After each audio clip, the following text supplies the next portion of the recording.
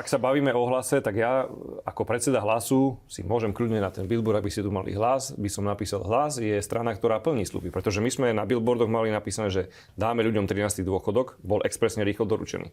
Na billboardoch sme mali napísané, že zastavíme nelegálnu migráciu. Tu sme zastavili.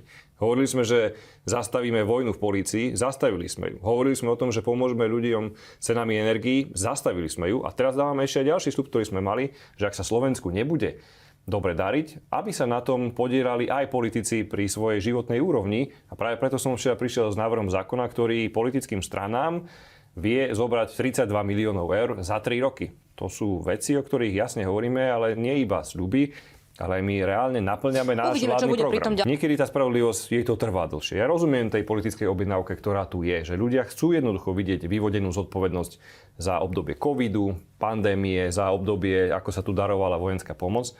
Všetko toto sa vyšetruje. Je tu tým COVID, je tu tým darca, prešetrujú sa aj Čurilovci, je tu zriadený na inšpekcii tým Veritas, ktorý koná. Ľudia majú znesené obvinenia, aj títo Čurilovci, tu už je to napríklad na súde. Bolo teraz znesené obvinenie pánovi ministrovi Budajovi, prešetruje sa darovanie nábojov.